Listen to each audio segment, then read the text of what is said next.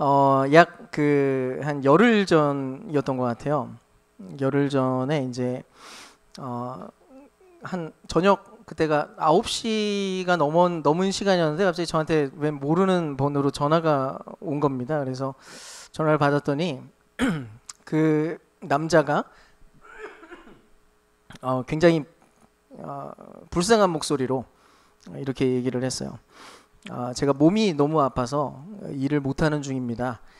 어서 회복이 되면 열심히 일도 하고 또 예배도 잘 드리러 나갈 거예요. 근데 지금 당장 먹을 게 없어서 그런데 한 끼 식사할 수 있도록 돈을 좀 보내주면 좋겠습니다. 계좌 보내드릴 테니까 8,000원만 보내주세요. 이렇게 저한테 전화가 왔어요. 사실 제가 이제 이런 전화를 교회에 이제 사역하다 보니까 이제 많이 받았습니다. 근데 보통 이런 전화가 오면 저는 그 기프티콘을 보내주거든요. 그 치킨이나 뭐 햄버거 같은 거 이제 사 먹을 수 있도록 보내주는데 왜냐하면 이제 돈을 원래는 잘 안 줍니다. 왜 돈 주면은 또 술 마실 것 같아가지고 일부러 이제 먹을 걸로 이제 해가지고 주는데 그날은 또 시간이 좀 늦었다 보니까 그 치킨 그거 해가지고 언제 저희가 먹습니까? 이렇게 얘기하더라가지고 제가 그날은 그냥 계좌로 10,000원을 보내주고 돈을 이제 보내주고 났더니 이제 그 묵상했던 이 말씀이 생각이 나더라고요. 그래서 기도를 했죠. 주님, 저 사람에게도 주님 주시는 구원의 복과 회복을 허락해 주십시오. 그런 기도를 드렸습니다. 오늘 그 본문을 보면 베드로와 요한이 평소 습관에 따라서 이제 성전에 갔습니다. 근데 성전 입구에 보니까 나면서부터 걷지 못하던 사람이 거기 있었어요. 힘드네 목이. 평소에 그 매일 출근 도장을 찍던 사람이었기 때문에 그 늘 보던 사람이었을 텐데 하여간 두 사람이 이제 이 두 사도가 이 구걸하는 사람을 보고 그를 주목했습니다. 근데 여기서 주목했다라고 하는 단어가 그냥 본다라고 하는 그런 단어가 아니라 서로 유심히 눈이 마주쳤다는 것을 표현하고 있고요. 아마 이 주목했던 그 순간에 어떤 일이 벌어졌을 거냐면 이 마음 안에 긍휼의 마음이 급격하게 작동하는 그런 순간이었을 겁니다. 그런데 이 에피소드가 그냥 돈 주고 뭐 이렇게 먹을 거 주고 한 것으로 이 내용이 끝나지가 않아요. 이 걷지 못했던 남자가 갑자기 걷기 시작을 했고요. 뛰기 시작하고 막 찬양하면서 예배를 드리기 시작했습니다. 근데 여기서 중요한 부분을 우리가 봐야 되는데 여기서 중요한 부분은 사실 이 일이 일어난 장소예요. 이 사도행전에서 얼핏 읽으면 우리가 이 사건이 그냥 성전에서 일어났다라고 뭉뚱그려서 생각할 수가 있는데 근데 이 기적은 사실은 성전 문 앞, 성전 바깥에서 일어난 사건이었습니다. 그동안 이 사도행전이 누가가 썼잖아요. 근데 누가복음을 보면은 복음서에서는 처음부터 성전에서 시작해서 전부 다 성전에서 끝나는 이야기입니다. 예수님이 탄생하셔서 성전에서 축복을 받고요. 12살에는 부모와 함께 성전에 계셨던 이야기가 나오고요. 또 예루살렘에 입성하면서 찬양을 받으시고 성전을 깨끗하게 청결하게 하시고 그거를 향해서 또 우시다가 마침내는 십자가 위에 못 박혀 죽으실 때 성전 안에 휘장이 찢어지는 이야기로 그렇게 끝이 나게 됩니다. 근데 지금 사도행전 안에서 이 지금 성경을 기록한 누가가 지금 말하려고 하는 게 뭐냐면 성전 내부에서 예수님의 복된 소식이 시작됐단 말이에요. 모든 일들이 성전 안에서 의도적으로 계속해서 기술을 하다가 근데 지금 처음으로 마침내 성전 안이 아니라 성전 바깥에서 바로 앞에서 우리가 보았던 사도행전 2장에서는 교회라고 하는 집단, 하나님의 임재가 가득한 그 새로운 성전이 된 교회 안의 이야기에서 시작했다가 이제는 교회 바깥의 이야기, 은혜가 필요한 교회 바깥에 은혜가 필요한 사람들의 이야기로 지금 뻗어나가는 그런 이야기라는 것입니다. 우리가 지난 시간에 봤던 이야기가 교회 안에서 아늑하게 이렇게 끝났어요. 교회 내부에서 새로운 변화가 시작됐습니다. 가르침에 힘쓰고 또 서로 떡을 떼고 교제하고 사귀는 일에 힘쓰고 기도에 힘쓰는 그런 일들이 벌어졌죠. 덕분에 그 안에서 진정한 코이노니아가 실현되고 나타났습니다. 사람들의 마음에 이런 생각이 들었겠죠. 아, 이게 교회구나. 드디어 교회가 탄생했구나. 하나님이 예비하셨던 새로운 공동체가 시작됐구나. 이 아늑함 안에 계속 있고 싶다. 우리끼리 너무 좋은 거예요. 우리끼리 너무 사랑하고 아늑하고 좋죠. 뜨겁게 예배하기만 하면 되겠구나. 이제 이 안에서 뜨겁게 기도만 하고 이렇게 살면 좋겠구나. 그런 생각에 머물 가능성이 있었죠. 근데 갑자기 오늘 3장에서 이야기가 급변한 겁니다. 뭘 보여주냐면 성전 바깥에, 그러니까 방금 전까지 하나님의 임재 안에 가득한 너무 아름다운 모습을 봤어요. 근데 임재 바깥의 장면이에요. 그 임재 바깥에 있는 그 장면을 주목하기 시작했던 것입니다. 그리고 이제 그 깨어진 그 장면들을 바라보면서 교회가 이제 새로운 방식으로 모험을 하기 시작했다는 거죠. 한마디로 오늘 이 이야기는 이제 막 탄생한 어린 교회가 주변의 세상, 즉 깨어진 세상과 직면했다는 기록이에요. 그리고 그 깨어진 세상을 주목하고 그냥 무시한 게 아니라 그 깨어진 상황들을 바라보고 주목하고 그냥 세상은 어쩔 수 없네. 하나님과 관계없는 세상은 이렇게 망할 수밖에 없네 하고 어쩔 수 없는 것으로 치부한 게 아니라 이 문제를 바라보면서 이것을 회복시키기 위해서 잠깐 멈추고 거기에서 무언가 역사를 일으켰다는 이야기입니다. 많은 경우에 기독교에 대해서 사람들이 착각하는 게 기독교의 영성을 생각하면 영성을 추구한다라고 이야기하면 성자적 영성만 생각하곤 합니다. 간단히 말하면 이런 거예요. 우리는 죄인이지만 예수님께서 십자가를 지시고 우리를 위해서 죽으셨다. 그러니까 우리도 이제부터 죄를 버리고 거룩하게 살자라고 하는 그런 내용입니다. 이게 그래도 추구하는 어떤 성자적 영성이에요. 실제로 이런 영성 자체가 그리스도인들에게 상당히 중요한데 그나마 이것도 잘 안 작동하곤 했었죠. 거룩은 고사하고 자기 욕망을 충족시키는 그런 신앙으로 왜곡되곤 했으니까. 그러니까 사실은 이제 성자적 영성, 그러니까 기독교 안에서 오랜 전통 속에서 그래도 영성을 추구한다고 하면 그나마 이 정도 하면 그래도 꽤 그래도 아름답게 나름의 매력이 나타나곤 했습니다. 성자적 영성을 추구하기만 해도 왜? 거룩하게 살려고 하는 거니까. 찬양도 부르고 말씀도 읽고 기도하는 삶을 사는 거죠. 근데 이 추구하려고 하는 영성이 이것만 되면 이때부터 문제가 생깁니다. 신실하다는 그리스도인들은 사실 성자적 영성만 추구하곤 하는데요. 대체로 이렇게 흘러가요. 나만 거룩하면 되는 거 아닌가. 그래서 결국은 우리가 나만 열심히 거룩하게 잘 살면 되는 거 아닌가? 그러니까 가급적 저 세상, 저기 바깥에 있는 저 망가진 세상, 저 죄악으로 물들어 있고 악으로 가득하고 뭔가 좀 힘들어 보이는 저 세상은 좀 멀리하고 거기서 일어나는 현상에 대해서 너무 과도하게 집중하지 말고 고개 그냥 살짝 보고 이렇게 고개 살짝 금방 돌려버리고 비판도 하지 말고 얘기 꺼내지도 말고 나만 그냥 이 안에서 깨끗하게 살면 되는 거지. 어떡하겠어. 세상은 늘 저런데. 하나님 안 믿어서 세상이 저렇게 저 모양 저 꼴이 된 건데 어떡하겠어. 신경 쓰지 말고 나나 잘하자. 우리나 잘하자. 기도 열심히 하고 찬양 열심히 부르고 멋지게 이렇게 신앙생활 나름대로 이렇게 하다 보면은 하나님이 우리는 그래도 지켜주시겠지. 기도 열심히 하면 하나님이 나는 지켜주시겠지. 그렇게 살아요. 그게 기독교가 추구하는 영성의 어떤 왜곡된 균형을 잃어버린 그런 한 면입니다. 근데 오늘 본문이 분명히 얘기해요. 그게 아니라는 거예요. 그게 다가 아니라는 것입니다. 기독교적인 영성은 성자적 영성 플러스 혁명가적 영성을 갖고 있어요. 이게 발견돼야 됩니다. 그게 뭐냐면 세상의 불의, 세상에 깨어진 현상. 하나님 나라가 이미 임했는데 여전히 이 세상에 가득한 그 불의와 악의 문제에 대해서 고민하기 시작하고 하나님이 정말로 이 세상을 다스리고 통치하신다는 그 확신 속에서 정의를 말하기 시작하고 이 세상 한가운데 그 정의가 바로 세워지는 것에 대한 열정을 가지고 무언가 일하기 시작하는 그런 영성이 있다는 것입니다. 그 소망을 가진다는 거예요. 한마디로 이 두 영성, 내부적인 변혁과 외부적인 변혁이 균형을 맞추지 못하면 이런 기독교 신앙은 왜곡되기 시작합니다. 사실 그동안 한국 교회는 실상 내부적으로도 외부적으로도 변혁이라고 하는 것 자체에 별로 관심이 없었는지도 몰라요.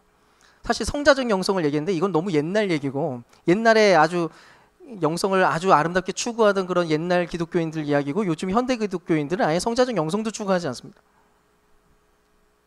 그래서 신앙생활을 하는 양상을 보면 주님과의 깊은 사랑과 진실한 사랑을 나누기 위해서라기보다는 신앙생활을 왜 열심히 하는가, 뭐 받아내려고 열심히 하는 경우가 되게 많죠.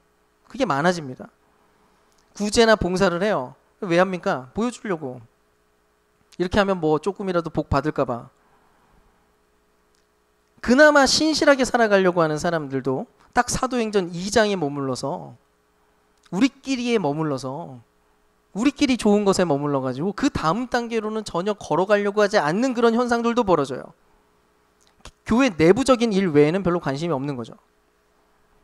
망가진 세상에 대해서 통탄하지도 않고, 새로운 세상을 꿈꾸지도 않고, 정의를 향해서, 거룩한 소망을 향해서 자신이 직접 무언가 행동하고 자기 자신을 내어 던지려고 하는 그런 방향성은 전혀 발견되지 않는 것입니다. 여러분, 이게 너무나 심각한 문제입니다. 오늘 본문이 분명하게 우리에게 얘기하는 거거든요.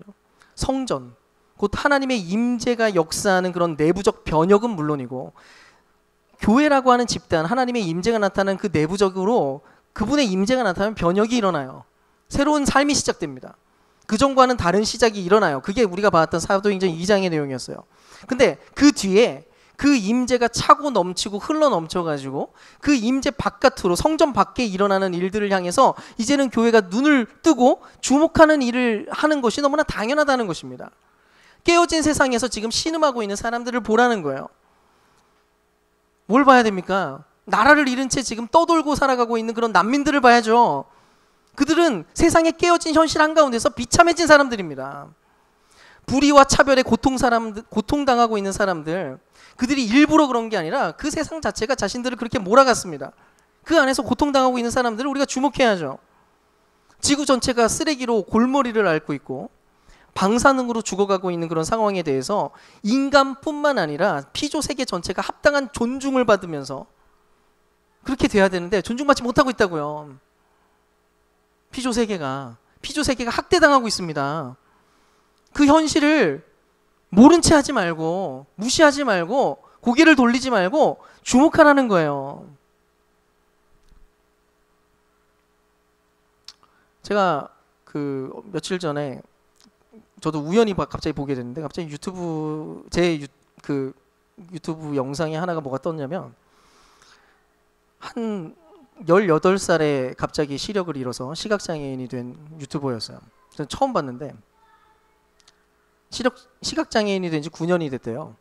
근데 이 친구가 날 때부터 눈이 멀어서 태어난 아이가 있어요. 10살짜리 아이. 그 아이가 이제 이 유튜버의 팬이어서, 둘 다 시각장애인인데 같이 만났습니다. 만나가지고 소원이 뭐냐니까, 소원이 그거래요. 그냥 자기 혼자 버스 타보는 게 소원이래요. 그래가지고 이 둘이, 소경 둘이, 단 둘이 시내길을 걷기 시작합니다. 걷는데 거기 점자블록으로 걸어가려고 점자블록을 가요. 그러면 점자블록을 갈 수가 없는 거예요. 공유 자전거들이 점자블록에 다 서 있어요. 가다가 부딪히고. 그래가지고 여기를 못 가겠다 하는데 10살짜리 애가 속으로 갑자기 옆에서 뭐라고 중얼거리는 줄 아세요? 아, 근데 이러다 죽으면 어떡하지? 이러는 거예요. 그리고 횡단보도를 갔어요. 버튼 누르고 왔는데 버튼이 어딘지 몰라가지고 잘 못 누르는데 어떤 건 소리가 안 나요. 그래가지고 그 청년이, 저희가 지나가려고 하는데 신호가 바뀌면 좀 말해주세요 그랬어요. 그냥 건너더라고요. 말을 안 해주고. 가지고 한참 뒤에 막 사람들이 가는 것 같아가지고, 야, 가나보다 그러면서 갑자기 걸어가는 거예요. 그때 또 10살짜리 아이가 뭐라고 했는지 아세요? 아, 근데 이러다 죽으면 어떡하지? 버스를 타려고 갔는데 버스가 왔어요. 몇 번인지 알 길이 없어요. 소리가 안 나니까. 3131번인가 아무튼 그거 타려고 하는데 도무지 모르겠어가지고 버스가 오는 거 기다렸다가 이 버스가 몇 번입니까? 라고 물으려고 하는데 바로 문 닫고 가더라고요. 아이가, 제가 그 영상 보다가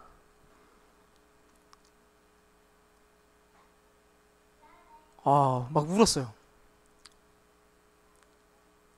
처음, 네, 제가 왜 울었냐면 그 아이가 너무 불쌍해서 울었고, 또 하나는 제가 너무 몰랐다는 사실에 대해서 울었어요. 내가 이들의 인생에 대해서 너무 몰랐구나. 이 사람들이 이렇게 살고 있구나. 이 세상이 바뀌어야 되겠구나, 이 사람들을 위해서.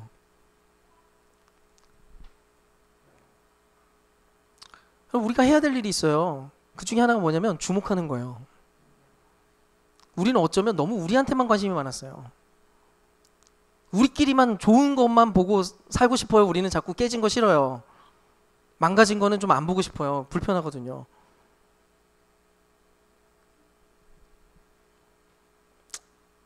그럼 우리가 해야 될 첫 번째 방식이 새로운 습관을 만드셔야 됩니다. 주목해야 돼요.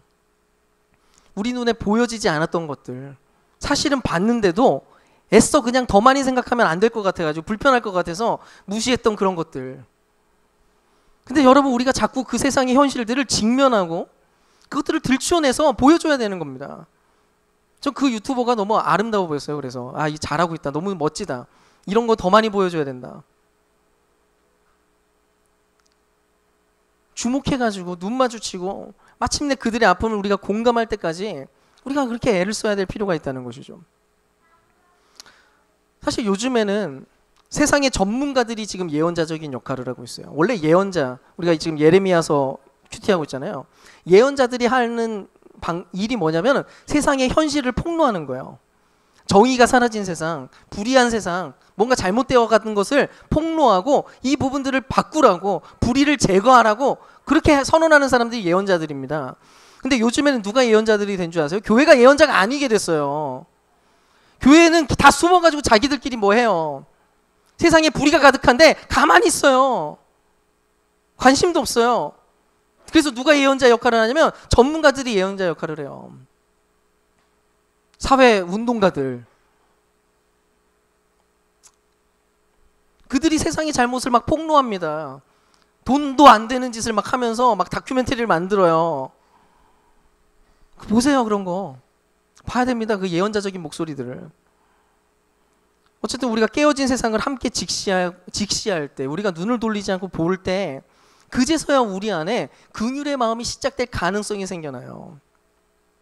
그래서 이제 볼 거는, 이제 그 긍휼의 마음으로 앉은뱅이들을 주목한 두 사도가 그들에게는 그럼 뭘 줬느냐는 것입니다. 우리 6절 말씀 한번 읽어보겠습니다. 우리 6절입니다. 네. 그 본문에 있으니까 그 주보 보시면서 읽어보겠습니다. 시작. 베드로가 말하기를 은과 금은 내게 없으나 내게 있는 것을 그대에게 주니 나사렛 예수 그리스도의 이름으로 일어나 걸으시오 하고. 아멘. 사실 걷지 못하던 사람이 원했던 건 뭐냐면은 돈이었어요. 돈. 일하지도 못하니까 생계가 안 되잖아요. 그러니까 돈을 원했죠. 근데 정작 베드로와 요한은 보니까 돈이 없었대요. 은과 금은 없었답니다. 대신에 뭘 내미냐면 그게 곧 나사렛 예수의 이름, 그 이름의 능력을 내밀었다는 것입니다. 여러분, 바로 이 부분에서 우리가 볼 게 뭐냐면 교회의 능력이 뭐냐는 거예요. 이 깨어진 세상을 향해서 우리가 할 수 있는 일이 대체 뭐냐는 것입니다. 우리가 바깥을, 그러니까 하나님의 임재 바깥, 성전 바깥에 있는 그 깨어진 세상을 회복시킬 수 있는 가능성과 능력은 과연 어디에 있느냐는 거예요. 지금도 간혹 어떤 교회들은 자꾸 세속적인 복을 세상에 팔려고 해요. 사람들에게 파는 게 있어요. 자꾸 세속적인 복을 팔아요. 그래서 어떤 메시지를 은근히 전하냐면 이렇게 얘기합니다. 예수님을 잘 믿으면 어떻게 되냐면 잘 됩니다. 사업이 성공하고요. 형통하게 될 거예요. 그래서 간증 집회를 갑니다. 그러면 간증 집회에서 맨날 그런 얘기를 해요. 얼마나 자기가 열심히 살았고, 얼마나 열심히 신앙생활을 했고, 얼마나 열심히 매달려서 기도했느냐에 따라서 자기의 진심이 얼마나 더 크고 진심이었느냐에 따라서 더 좋은 결과가 온다는 소리를 합니다. 근데 오늘 두 사도는 이렇게 얘기해요. 은과 금은 내게 없거니와. 그러면 이 사도들이 제일 부자여야지. 이게 무슨 말이에요? 처음부터 그런 것들은 교회가 가지고 있는 능력, 세상에 있는 문제들과 어려움과 아픔들을 해결하는 능력에는 아무런 상관이 없는 내용이라는 것입니다. 형통함, 부유함, 권세, 힘, 그런 것들이 중요한 문제가 아니라는 거죠. 오히려 사도행전을 보시면 완전 반대 현상이 보여집니다. 현상이 반대로 돌아가요. 자, 이런 일이 벌어져요. 우리가 나중에 계속 볼 건데, 사도 바울이 복음을 전합니다.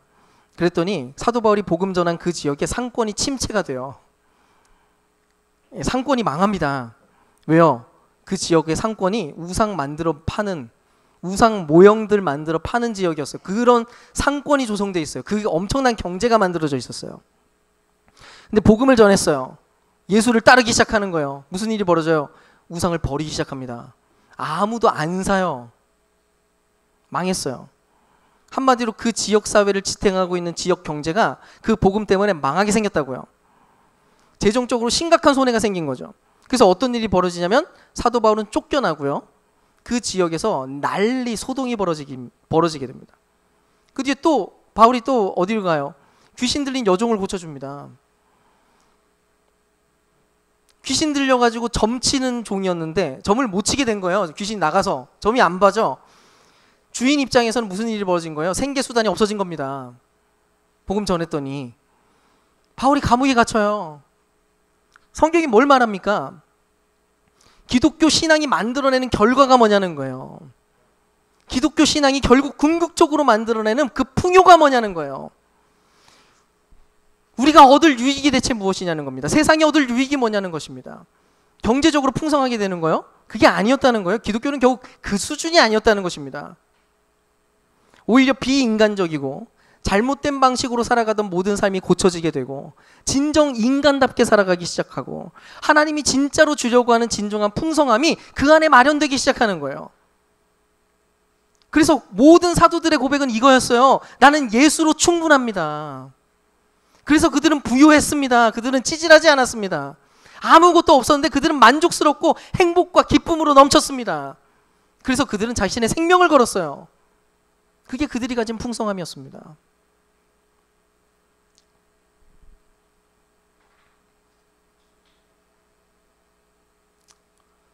그래서 우리가 때때로 복음에 합당하게 살아가면 우리는 사회 안에서 미움을 당하기도 하고요. 경제적으로 어떤 면에서 타격을 입기도 해요. 주님의 영광을 위해서, 주님을 따르게 하는 삶을 위해서 하나님 때때로 우리에게 그런 삶을 허락하십니다. 어떤 경우에는 인생이 고달프고 불편할 수도 있어요. 주님의 뒤를 따른다는 건 그런 거예요. 초대교회 성도들이 핍박을 받았던 이유도 그거였죠. 그들이 받았던 메시지, 하나님 나라의 메시지는 세상이 말하고 있는 가치관과 언제나 충돌했습니다. 그런데 그 충돌한 가운데서 성도들은 그 충돌 한가운데서 주눅들거나 타협하는 게 아니라 그 메시지를 그냥 붙들고 살았어요. 그랬더니 세상에 미움을 받고 공격을 당했던 겁니다. 지금도 마찬가지예요.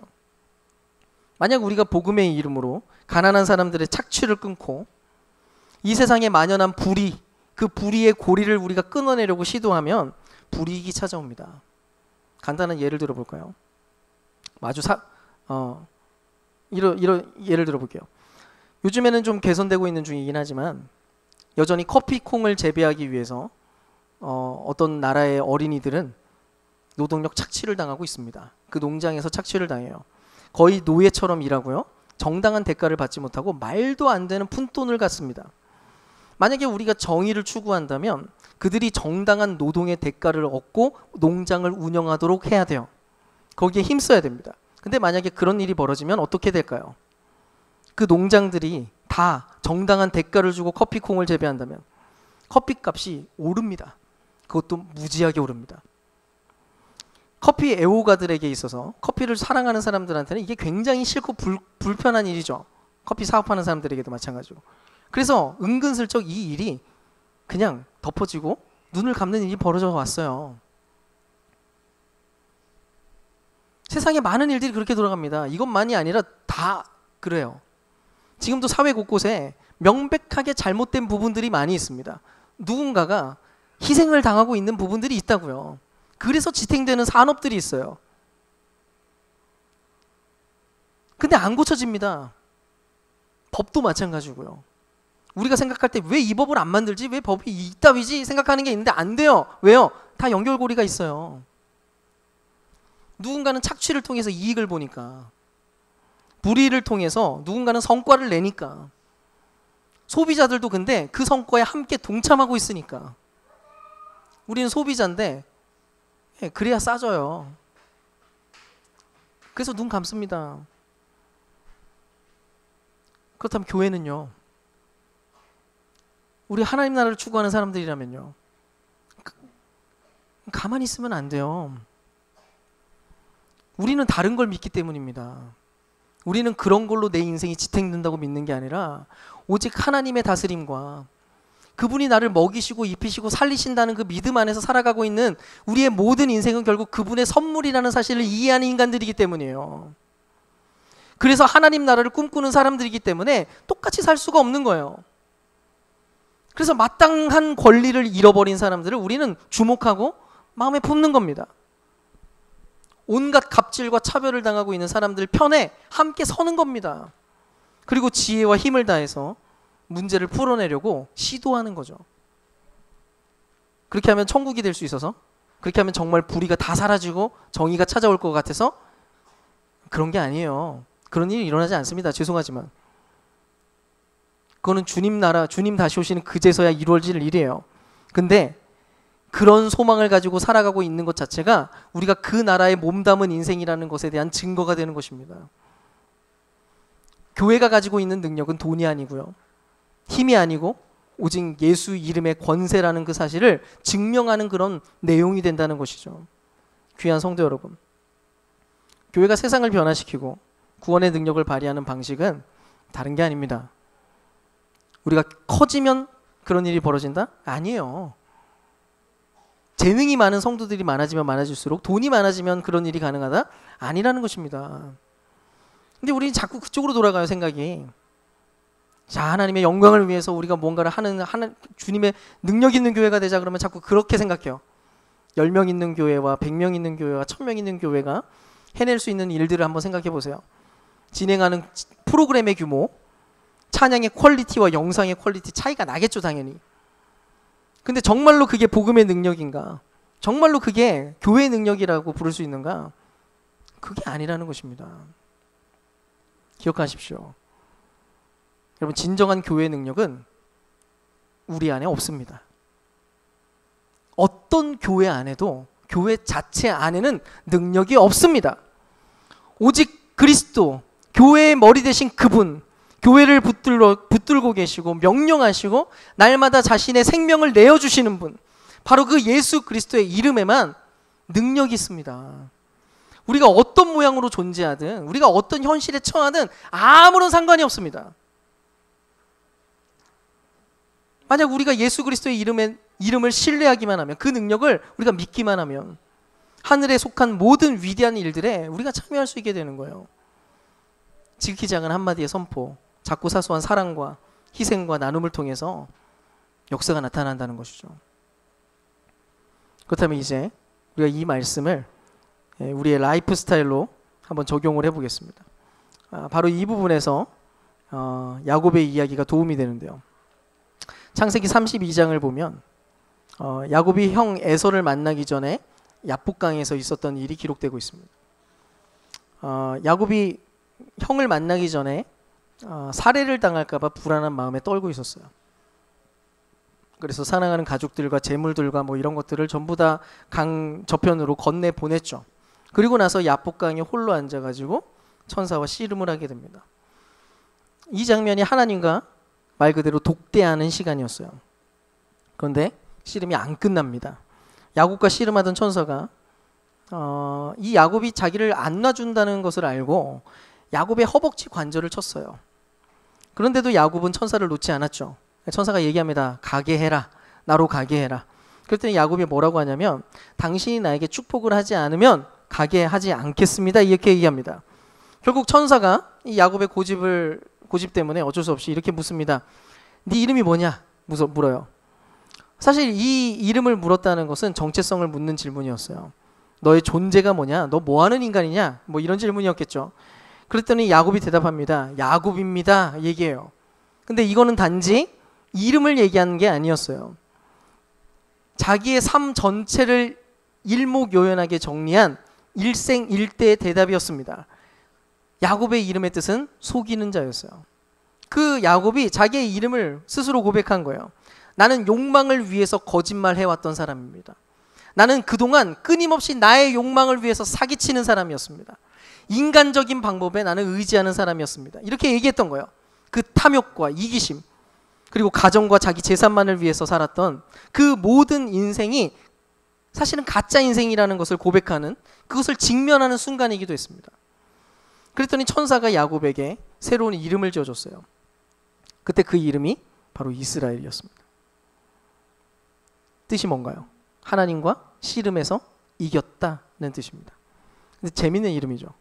야곱이 진짜로 하나님과 싸워서 이겼습니까? 져주신 거잖아요, 그냥.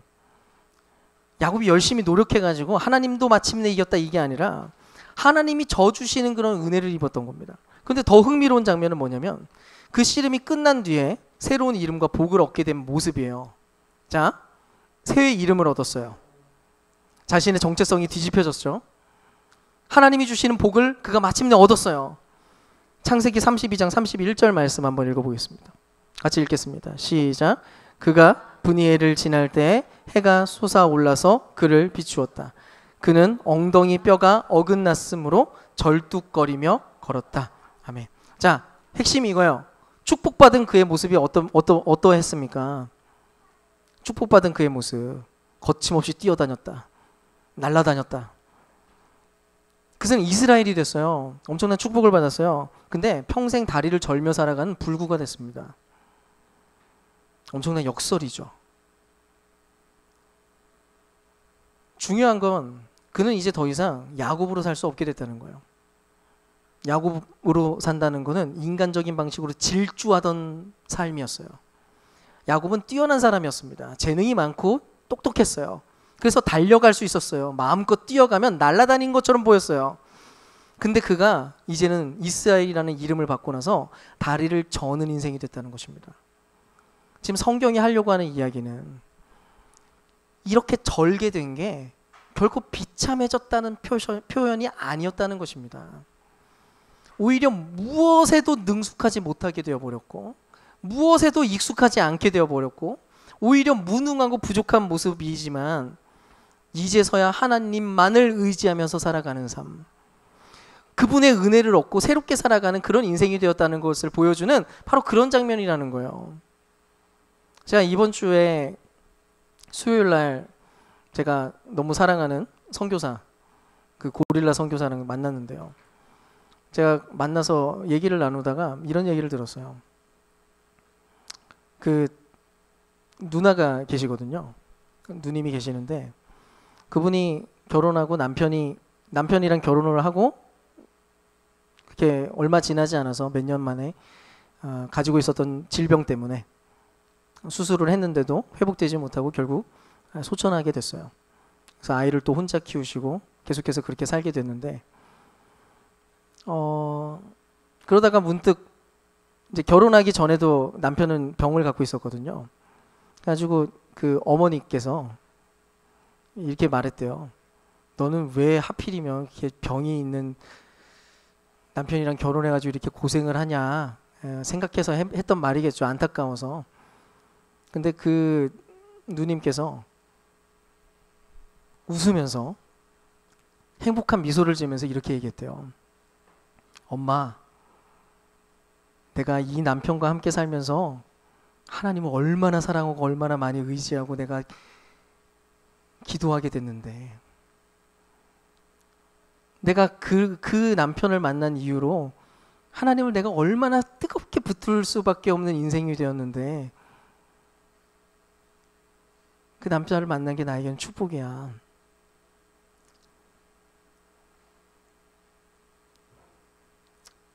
그것을 웃으면서